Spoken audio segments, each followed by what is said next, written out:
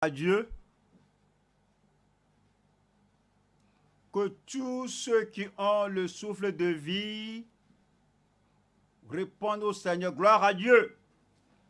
Je prie que les louanges du Seigneur se transforment en miracle au nom de Jésus-Christ. Père, nous bénissons ton nom, nous louons ton nom, nous t'exaltons. Nous avons la vie, nous avons le souffle de vie, nous avons l'espoir, nous avons l'assurance, nous avons la vie. Et Christ vit pour nous. Et il vit au-dedans de nous. Le Saint-Esprit vit en nous et parle au travers de nous pour que nous ayons une destinée. Nous louons ton nom. Reçoive toute notre reconnaissance au nom de Jésus-Christ. Conduis-nous dans ta vérité maintenant. Aide-nous, Seigneur, à prier de façon agréable et que nous prions avec assurance au nom de Jésus-Christ. Nous te remercions parce que tu nous as exaucés. Au nom de Jésus, nous prions. Une fois encore, avant de vous asseoir, gloire à Dieu. Que le Seigneur vous bénisse. Assoyez-vous. Nous allons au psaume 64, verset 2. Ô Dieu, écoute ma prière quand je gémis. Protège ma vie contre l'ennemi que je crains. Verset 11. Le juste se réjouit en l'Éternel. Je me réjouirai en l'Éternel et cherche en lui son refuge. Tous ceux qui ont le cœur droit se glorifient. Psaume 65, verset 3. Ô toi qui écoutes la prière, tous les hommes viendront à toi. Le Seigneur exaucera vos prières. Verset 5. Heureux celui que tu choisis et que tu admets en ta présence, pour qu'il habite dans tes parvis. Nous nous rassasierons, je me rassasierai, nous nous rassasierons du bonheur de ta maison, de la sainteté de ton temple. Soit Psaume 66, verset 7. Il domine éternellement par sa puissance. Ses yeux observent les nations, que les rebelles ne s'élèvent pas. Verset 8 dit, peuple, bénissez notre Dieu, faites retentir sa louange.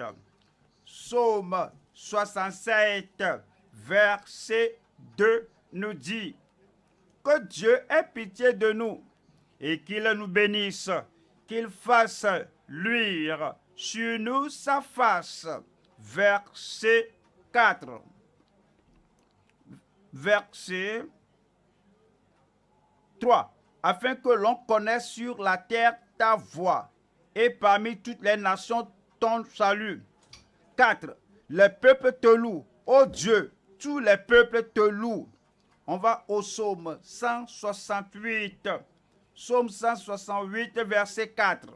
Mais les justes se réjouissent. Y a-t-il des justes ici aujourd'hui? Mais les justes se réjouissent. Ils triomphent devant Dieu. Ils ont des transports d'allégresse. Verset 20. Béni soit le Seigneur chaque jour. Quand on nous accable, Dieu nous délivre. Et il va vous combler de tout bienfait, de toute bénédiction venant du calvaire, de la croix de Christ, au nom de Jésus-Christ. Béni soit le Seigneur chaque jour. Quand on nous accable, Dieu nous délivre. Le verset 36. De ton sanctuaire, ô Dieu, tu es redoutable. Le Dieu d'Israël donne à son peuple la force et la puissance. Béni soit Dieu. Béni soit Dieu. Je prie que votre vie, que votre témoignage donne gloire, louange au Seigneur au nom de Jésus-Christ. Aujourd'hui, comme nous voyons tous ces psaumes, nous parlons de la puissance de la loi, de la puissance de la prière, de la louange et de la vraie adoration. La puissance de la prière, de la louange et de la vraie adoration.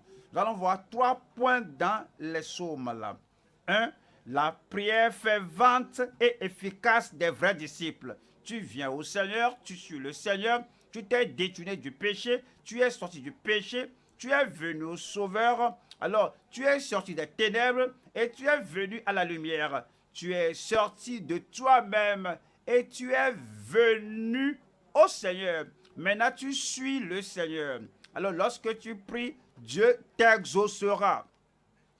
La prière fervente et efficace d'un vrai disciple. 2.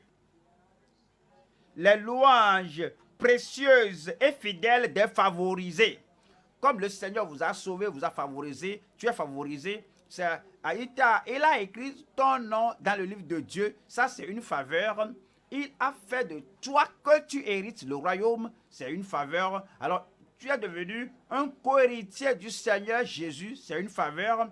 Comme tu vois la faveur de Dieu sur ta vie, parce qu'il t'a sauvé, parce qu'il te préserve maintenant, et il a promis qu'il sera avec toi et il ne te délaissera, il ne t'abandonnera pas jusqu'à la fin de l'âge, jusqu'à la fin du monde. Tu es favorisé à cause de cela. Fidèlement, tu loues le Seigneur. Les louanges précieuses et fidèles des favorisés. 3e point. Les proclamateurs fructueux, redynamisés de sa plénitude. Alors le Dieu du ciel ouvrira vos yeux, comme l'apôtre, les yeux de votre intelligence. Et il vous remplira de toute la plénitude de Dieu. Et avec l'expérience de la plénitude de Dieu, vous allez porter cela partout. Vous proclamez cela, vous serez fécond. Je serai fructueux, fécond. Nous tous, nous serons fructueux, féconds au nom de Jésus-Christ. Allons au premier point. C'est la prière fervente et efficace d'un vrai disciple. Psaume 64, verset 2. Ô Dieu, écoute ma voix quand je gémis. Votre voix se prononce. Votre voix est claire et définie. Vous avez quelque chose que vous demandez au Seigneur, comme vous faites votre pétition, votre voix, alors vous ne priez pas en dormant, vous ne priez pas en somnolant, vous priez et vous parlez réellement au Seigneur. Vous dites, ô Seigneur, écoute ma voix, me voici, écoute ma voix quand je gémis. Protège ma vie contre l'ennemi que je crains. Protège ma vie contre l'ennemi que je crains. Vous voyez, les ennemis ont un but. Ils ont une intention, c'est de détruire la vie. Et vous dites au Seigneur, ma vie ne sera pas dans la main de l'ennemi. Je crois que vous allez répéter ça pour vous-même. Ma destinée sera dans la main de Dieu. Donc Dieu ne permet jamais que l'ennemi prenne ta place, qu'il prenne ma vie, qu'il puise ma vie, qu'il sape ma vie, qu'il détruise ma vie. Ô Seigneur, protège ma vie contre l'ennemi que je crains. Il l'a déjà fait. L'ennemi n'aura pas le dernier mot dans votre vie. Lorsque Dieu dit oui, que votre vie avancera, votre vie fera des progrès, que votre vie sera préservée, protégée, l'ennemi ne peut jamais venir dire non. Pharaon ne peut jamais dire non. Nebuchadnezzar ne peut jamais dire non. Hérode ne peut jamais dire non. Les magiciens ne peuvent jamais dire non. Les occultistes ne peuvent jamais dire non. Dieu a dit oui dans votre vie et dit, je suis venu afin qu'il ait la vie et qu'il soit dans l'abondance, qu'il ait la vie en abondance. Dieu a dit oui, le calvaire a dit oui, Christ a dit oui. Aucun ennemi ne peut dire non dans votre vie. Voyons le verset 3 qui dit ici, garantis-moi des complots des méchants. alors le complot, la conspiration des méchants ne vont pas parvenir à votre seuil. De la troupe bruyante des hommes iniques. Voilà le verset 11. Le juste se réjouit en l'Éternel. Vous ne pouvez pas vous réjouir dans la tombe. Ça veut dire que vous allez rester vivant. Ça veut dire que votre vie est préservée. Et votre vie qui est préservée, alors vous fera de vous un homme heureux, une femme heureuse, un garçon heureux, une fille heureuse au nom de Jésus-Christ. Le juste se réjouit en l'Éternel et cherche en lui son refuge. Tous ceux qui ont le cœur droit, sans exception, si vous êtes nés de nouveau, tous ceux qui ont le cœur droit se glorifient. Psaume 63, verset 2. Cela nous parle de comment le Seigneur lui-même, comment il va nous préserver, comment il va nous protéger. Oh Dieu, tu es mon Dieu, je te cherche. Oh Dieu, je suis sauvé, sanctifié. Oh Dieu, tu es mon Dieu. Je suis après la volonté de Dieu. Alors, oh Dieu, tu es mon Dieu, je te cherche. Tu es à moi, je suis à toi, je te cherche. Mon âme a soif de toi, mon corps soupire après toi. Dans une terre aride, desséchée sans eau. Il nous dit au verset 9, mon âme est attachée à toi. Je suis un véritable disciple du Seigneur. Je suis le Seigneur. Je n'ai pas laissé aucun intervalle entre moi et le Seigneur parce que mon âme est attachée à toi. Ta droite me soutient. La droite du Seigneur vous soutiendra. Vous n'allez pas tomber. Et puis il nous dit que nous devons être fervents en prière, quels que soient vos besoins, quelles que soient vos requêtes, vous amenez cela au Seigneur. On va au Philippiens 4. Philippiens 4. Nous lisons le verset 6. Philippiens 4, verset 6. Ne vous inquiétez de rien. Ne vous inquiétez de rien. Cela veut dire que ne soyez pas attristés, ne vous attristez pas, n'ayez pas de soucis, n'ayez pas l'anxiété et ne vous donnez pas de soucis, ne vous inquiétez de rien. Le Seigneur vous soutiendra. Le Seigneur vous recueillera. Ouais, il y a des gens qui prient, mais le problème avec eux, c'est qu'avant qu'ils ne prient, ils sont trop soucieux, ils sont trop inquiets au cours de la prière. Alors, le langage de leur prière, c'est le langage de soucis, d'inquiétude. Et après la prière, ils continuent de s'inquiéter. Mais pourquoi avez-vous prié? Avant la prière, il y a les soucis et les inquiétudes. Après la prière, au cours de la prière, les inquiétudes et le souci. Après la prière, les soucis et les inquiétudes. Comment allez-vous obéir à la prière? À la parole de Dieu. Alors, vous devez ôter tous ces soucis et inquiétudes de votre prière, de votre vie. Vous allez à Dieu en prière. Ne vous inquiétez de rien parce que vous allez à ce Dieu-là qui résoudra tous vos problèmes. Et comme vous venez à l'église, alors il ne faut pas venir avec des inquiétudes parce que vous allez au temple de Dieu, au sanctuaire de Dieu. Quand vous allez venir en présence de Dieu, vous savez que Dieu va vous exaucer. Pourquoi vous donner des inquiétudes sur la voie? Je ne vais pas m'inquiéter. Alors lorsque vous venez à l'église, alors il faut oublier ma petite foi, ta petite foi va faire déplacer une grande montagne. Si tu as la foi comme un grain de moutarde, un grain de sénévé dans ton cœur, et à cause de cela, tu viens devant Dieu, toutes ces montagnes se seront déplacées de ta vie au nom de Jésus-Christ. Et c'est dit que ne vous inquiétez de rien au sujet de la situation de ta famille. Alors, ne t'inquiète pas au sujet du boulot que tu feras dans ces jours de chômage. Ne vous inquiétez de rien. Alors, il est toujours Dieu. C'est Dieu qui promeut. C'est Dieu qui pourvoit. Et tu es précieux à ses yeux. Dieu ne va jamais t'oublier. Dieu ne va jamais t'abandonner. À cause de cela, alors tu pries avec ferveur. Tu pries avec foi. Tu suis le Seigneur. Tu ne seras pas famélique. Ne vous inquiétez de rien, mais en toute chose, faites connaître vos besoins à Dieu par des prières et des supplications avec des actions de grâce. Avec des actions de grâce.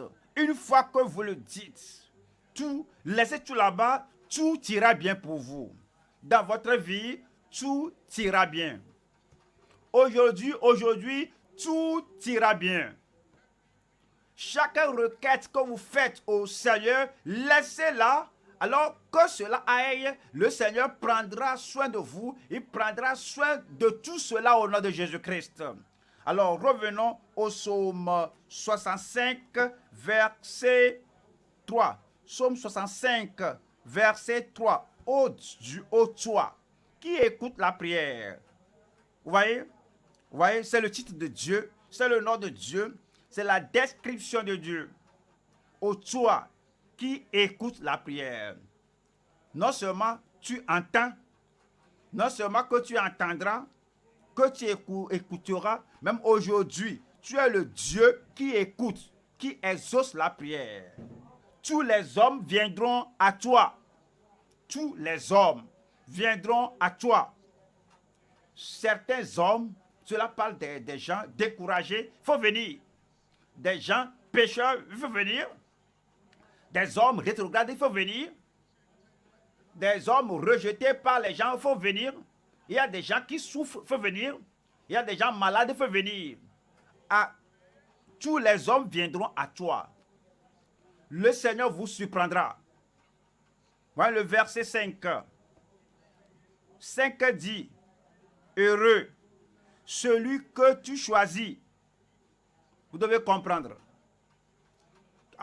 que les millions et les milliers de personnes dans le monde, que Dieu vient à toi et tape à ta porte disant que tu es précieux à mes yeux. Moi, tu es si précieux que j'ai donné mon fils unique et j'ai épargné les anges. Tu m'es si précieux que je te cherche.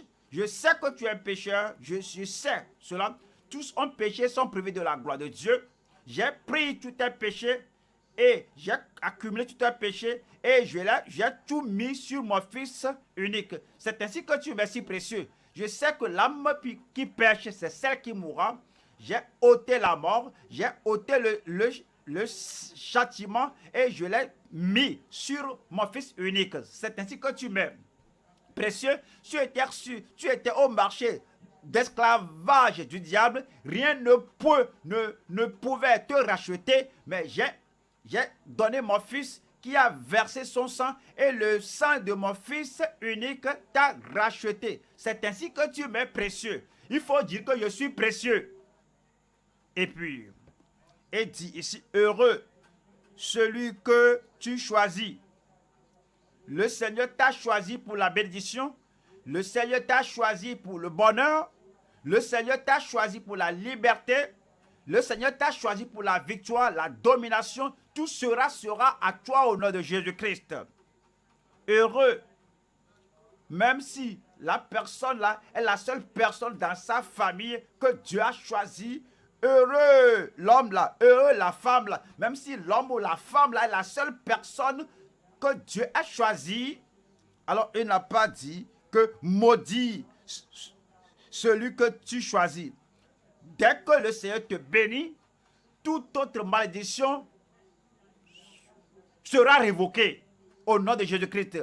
La bénédiction venant des ténèbres, venant de la forêt, venant des aïeux, tout cela passera par-dessus vous au nom de Jésus-Christ. Parce que maintenant, vous sortez, vous êtes bénis. Vous rentrez, vous êtes bénis. Vous tenez debout, vous êtes bénis. Vous êtes assis, vous êtes bénis. Le dimanche, vous êtes bénis. Le lundi, chaque jour de la semaine, vous êtes bénis. Parce que heureux celui que tu choisis et que tu admets en ta présence, pour qu'il habite dans tes parvis. Nous nous rassasierons du bonheur de ta maison. Il y a la bonté dans la maison de Dieu. Il y a le bonheur dans la maison de Dieu. Il y a la bénédiction dans la maison de Dieu. Et moi, il faut dire que je me rassasierai du bonheur de ta maison. de la sainteté de ton temple. Voyons, Psaume 4, verset 4. Sachez que l'Éternel s'est choisi un homme pieux. Il s'est choisi un homme pieux. Je veux que vous visualisez tout le monde dans le monde. Et les gens, ils se mettent à coleleux. Celui-là est pour Satan, l'autre là pour maladie, l'autre là pour calamité, l'autre là est pour Satan, l'autre là pour danger, l'autre là pour blessure, l'autre là pour destruction éternelle. Et c'est votre tour maintenant. C'est mon tour maintenant. Et Dieu, cela vient à mon tour. Et le Seigneur, et il s'est dit que l'Éternel s'est choisi. Il a dit, sors de la foule, sors de la multitude, et que tu es si précieux, je ne peux pas te laisser être dans ce rang. Tu ne seras pas dans le rang de ceux qui seront détruits. Tu ne seras pas en compagnie de ceux qui vont périr à jamais au nom de Jésus-Christ.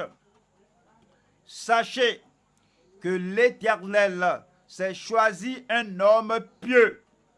L'Éternel entend quand je crie à lui. Il exaucera votre prière. Voilà le verset 5. Tremblez. Si le Seigneur vous a mis à part, si vous êtes précieux aux yeux du Seigneur, et dit, tremblez et ne péchez point. Parlez en vos cœurs sur votre couche, puis taisez-vous.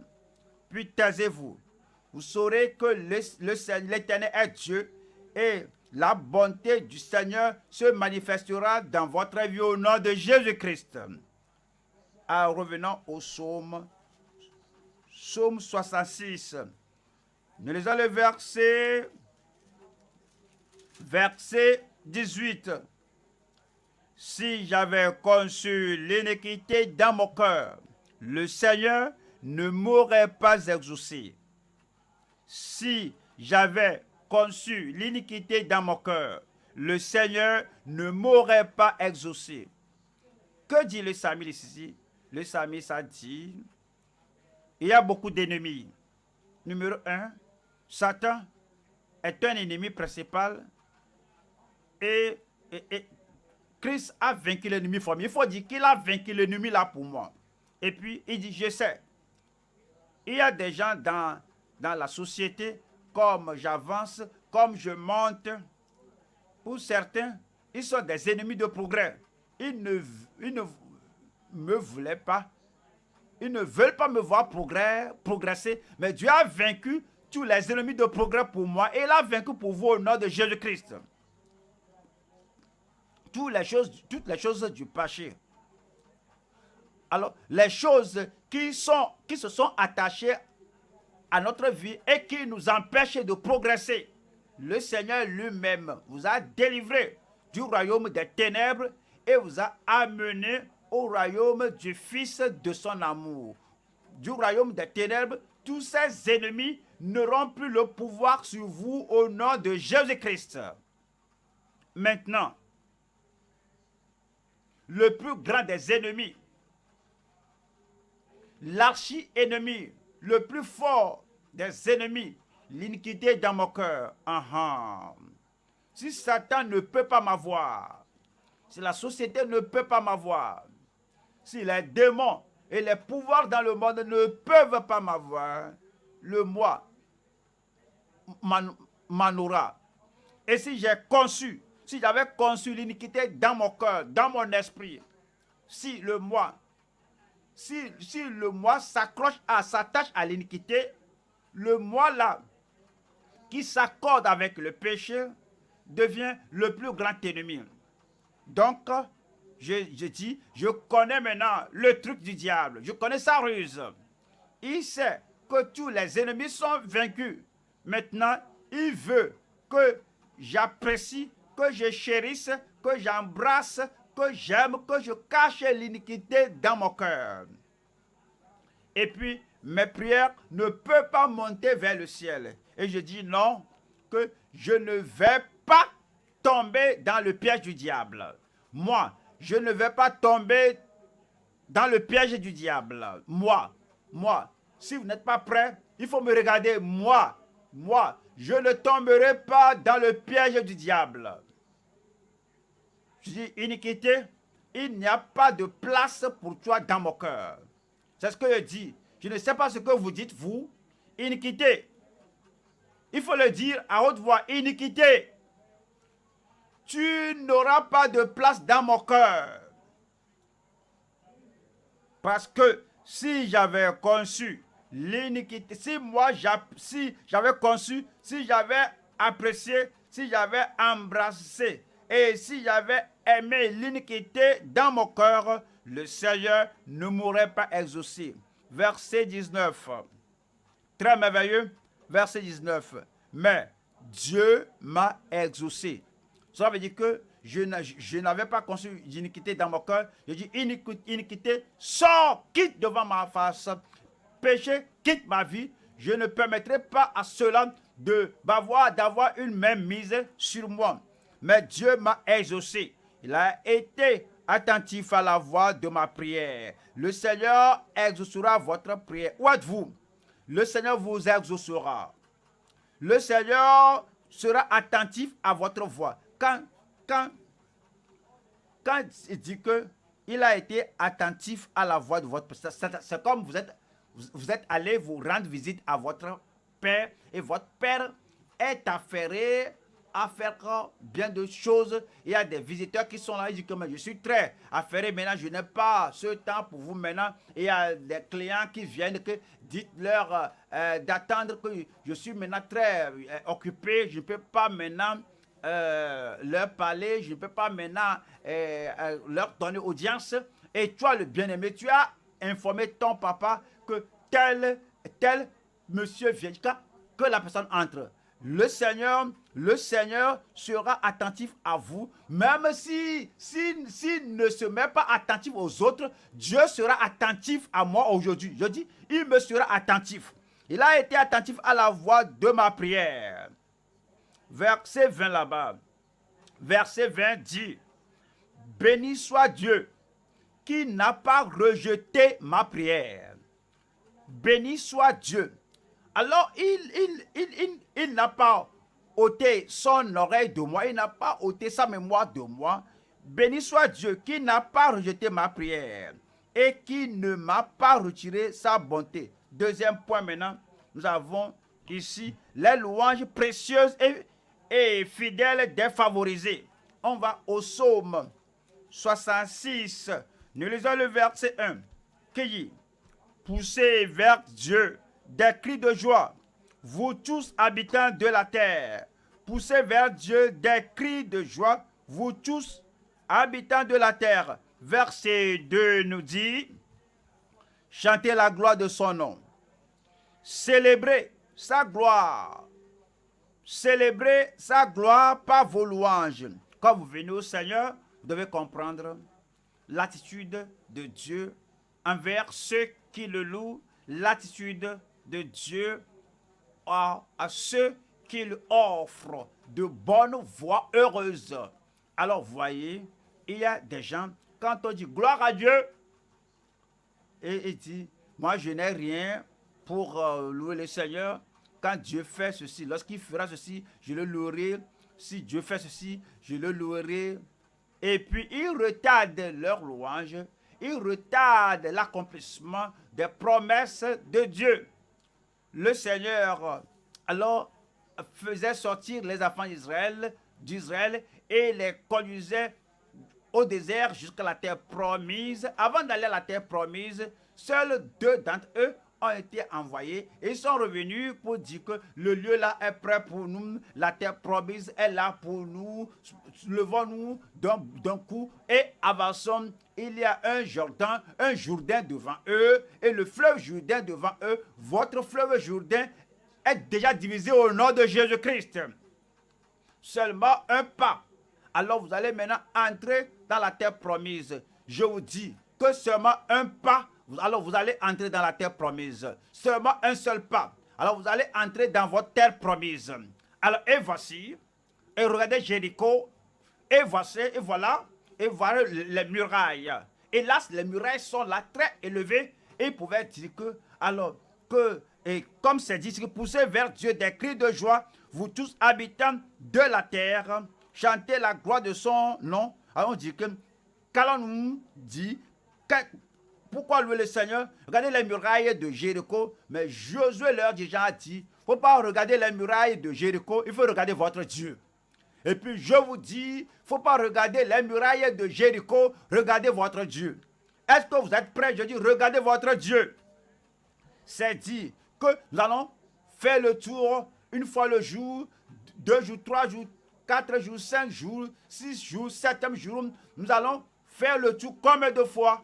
7 fois. C'est la perfection. La perfection. Et après cela, crier. Et les gens n'ont pas dit que moi je ne suis pas encore prêt. Lorsque je verrai les murailles s'écouler, je vais crier. Les murailles sont encore là. Et puis Josué, l'homme de Dieu, a dit criez. Et ils ont crié. Et ils ont loué le Seigneur avant que les murailles ne s'écroulent. En louant le Seigneur, toutes leurs murailles s'étaient écoulées. Et toutes les murailles vont s'écouler. Lorsque l'heure sonnera, après le message de louer Dieu, tu ne veux pas dire que pourquoi louer Dieu. Après tu regardes ceci, regarde cela. Il ne faut pas regarder ceci et cela. Il faut regarder votre Dieu. Et toutes vos murailles vont s'écrouler au nom de Jésus-Christ. Josaphat est venu au point où il a prié, il a confessé, il a dit, on ne sait quoi faire encore. Tous ces ennemis-là, qu'ils sont trop grands, ils sont trop terribles. Qu'allons-nous faire? Pas même un seul ennemi, mais des ennemis unis en puissance, en confédération. Il a prié, et puis le prophète de Dieu est venu lui dire que, dis à ton peuple que vous n'allez pas sinon combattre. Ici, Dieu combattra pour vous. Dieu m'envoie vous dire que vous n'avez rien à combattre, mais votre Dieu combattra pour vous. Le Dieu Tout-Puissant combattra pour vous. Contre la maladie, il combattra pour vous. Contre la souffrance, Dieu combattra pour vous. Contre toute la pauvreté dans le pays, Dieu combattra pour vous. Et si je ne dois pas combattre, qu'est-ce que je dois faire? Je me rappelle maintenant que je peux chanter. Et en Psaume 66, verset 2 dit, chantez la gloire de son nom. Comme à l'instar de Josaphat, Josaphat a rattrapé ces gens.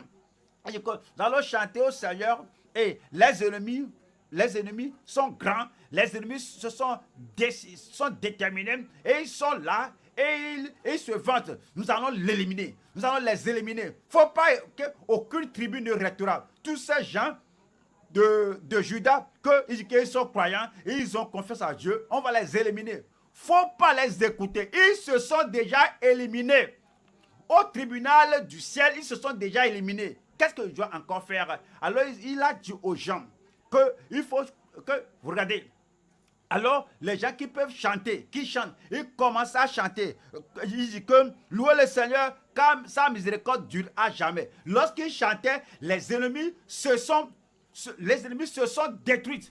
Et puis ils se sont fait face. Et ils se confrontaient, se détruisaient. Josaphat et son peuple n'ont pas mené aucune bataille. Et tous les problèmes étaient réglés. Et le Seigneur résout vos problèmes pour vous. Et le Seigneur ôte les montagnes de vous. Mais rappelez-vous, ils ont chanté, ils ont loué le Seigneur. Avant que ses ennemis ne se détruisent, ne se détruisissent. Vous n'allez pas dire que je suis fatigué, je suis faible, je ne sais quoi faire, je ne peux pas louer le Seigneur. Tu attends trop loin. Lorsque tu loues le Seigneur, tous ces problèmes seront réglés au nom de Jésus-Christ. Vous vous rappelez bien? Vous êtes étudiants de la Bible. Nous les appelons Paul et Silas. Et ils étaient en prison.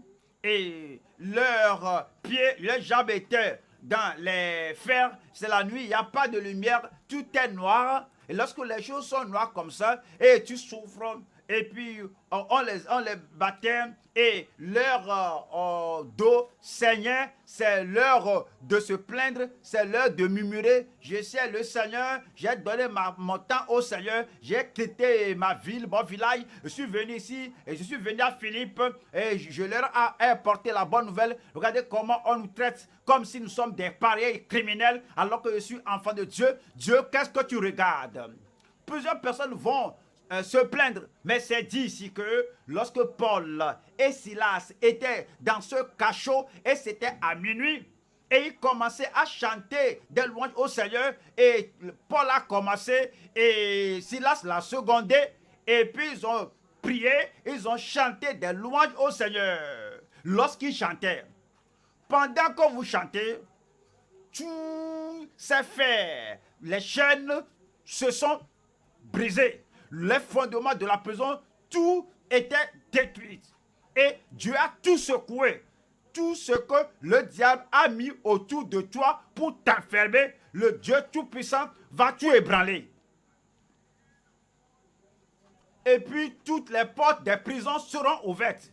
Et les prisons, les portes d'or, les portes de prison, les portes de pauvreté, les portes de maladie, toutes ces portes sont ouvertes. Même ceux qui ne chantent pas, seulement 2 personnes qui chantaient, tous les autres prisonniers les entendaient et ils étaient affranchis. Et le geôlier philippin est venu et il est sauvé à cause de cela. Les miracles sur miracles. Que quelqu'un dise miracle sur miracle. Il y a la démonstration de puissance. Libération. Libération. La liberté totale. Comme ils chantaient les louanges du Seigneur. Mais rappelez-vous, ils chantaient avant que leur chaîne ne soit enlevée, avant que les portes de prison ne soient ouvertes. Vous chantez lorsqu'il est minuit, vous chantez lorsque les problèmes sont là, et vous louez le Seigneur lorsque les défis sont encore là. Alors vous serez affranchis.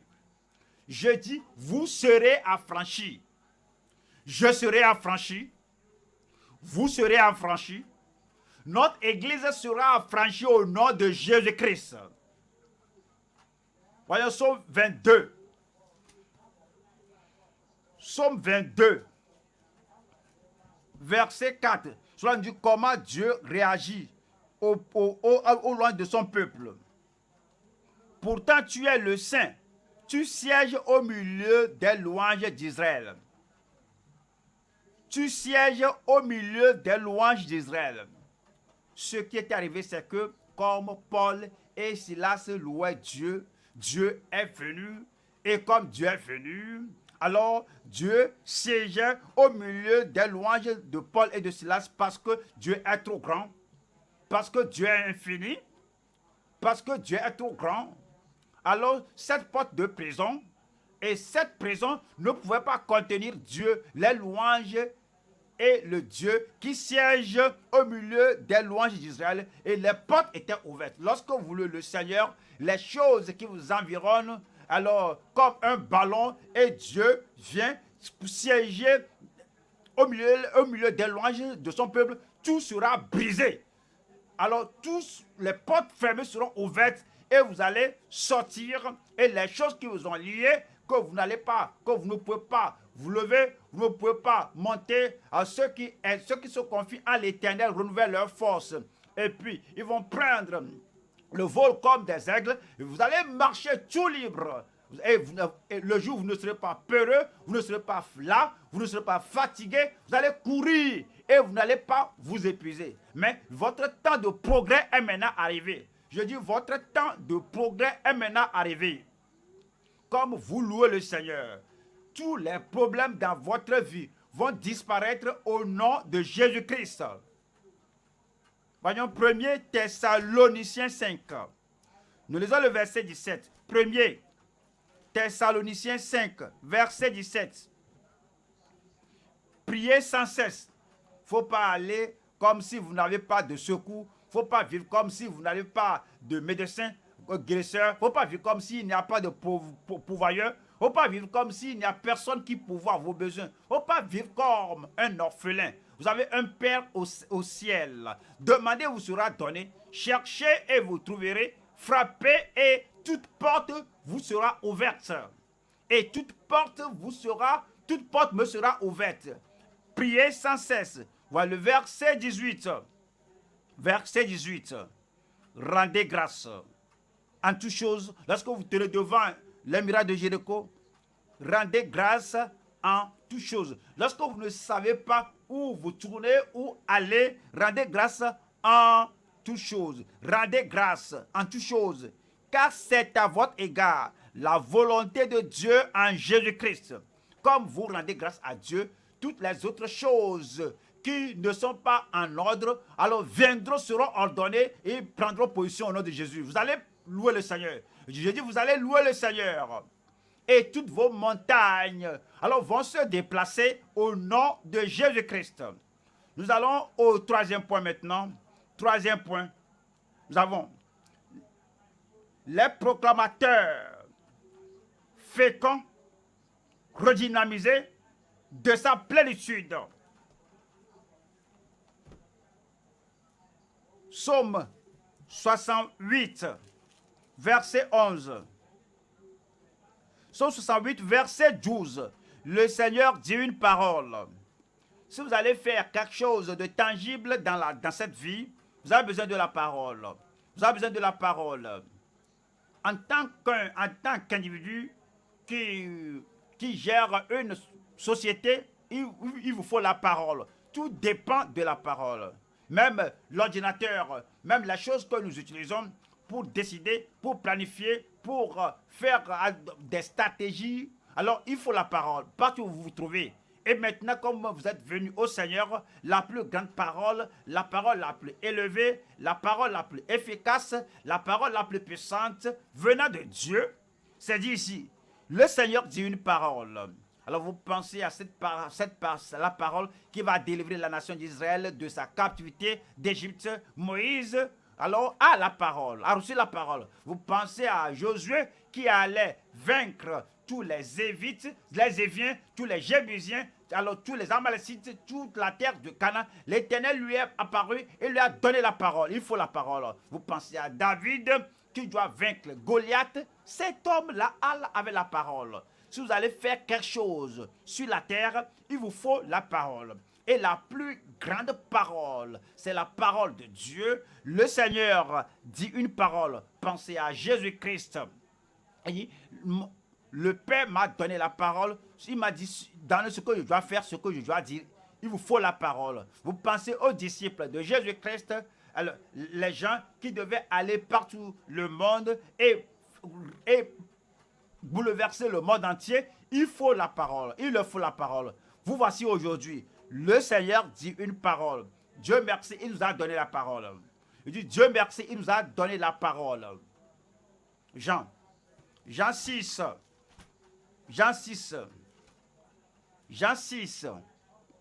63.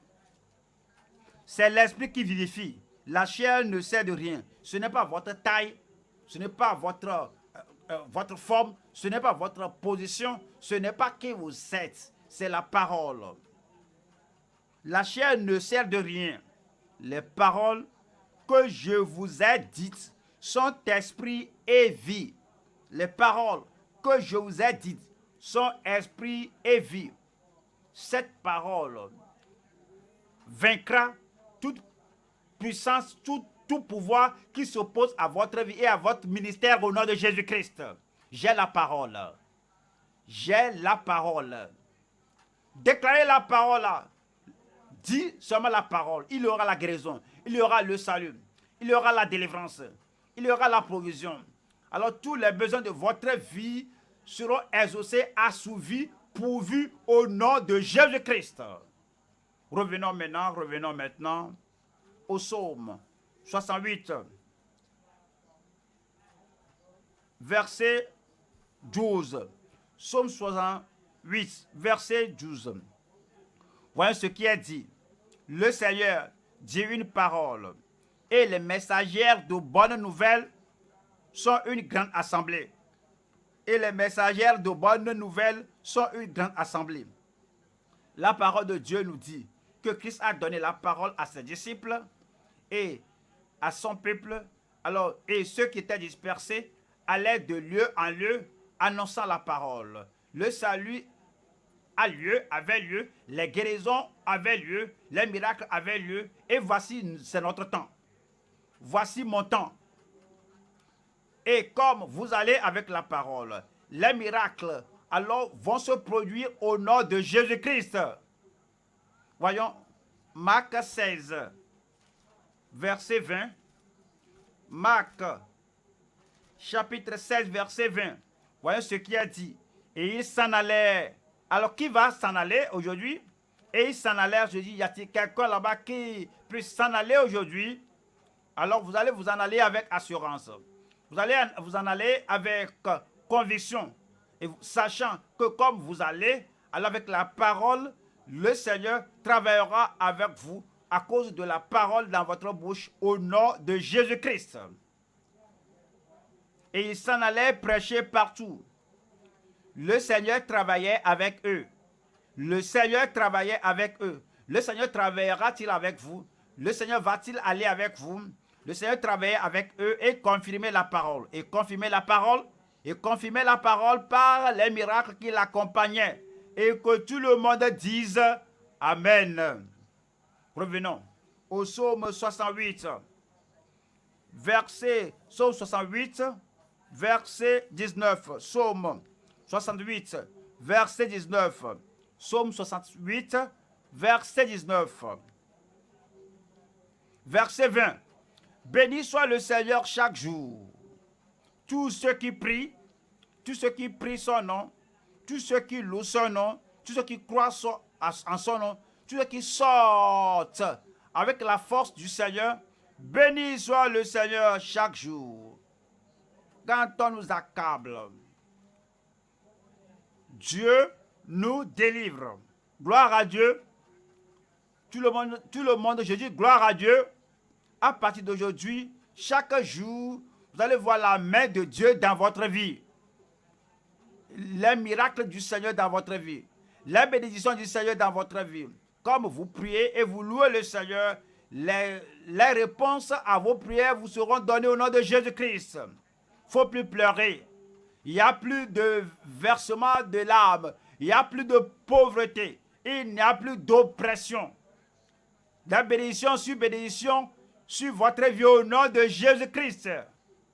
Et comme vous priez le Seigneur alors siégera au milieu des louanges de son peuple. Il siégera au milieu de votre maison, au milieu de votre entourage, et vous comblera de tout bienfait, de toute bénédiction à tout moment au nom de Jésus-Christ. C'est ce que je crois. C'est ce que je crois. C'est ce que je crois. Et c'est ce que je vais recevoir. Pourquoi ne pas vous lever maintenant et dire au Seigneur, je crois. Seigneur, je crois. Je crois. Je crois et je reçois. Quand vous louez le Seigneur, quand vous glorifiez le Seigneur, quand vous honorez le Seigneur, quand vous chantez les louanges du Seigneur, quand vous faites ces louanges connues, alors il vous comblera au quotidien des bénédictions au nom de Jésus-Christ.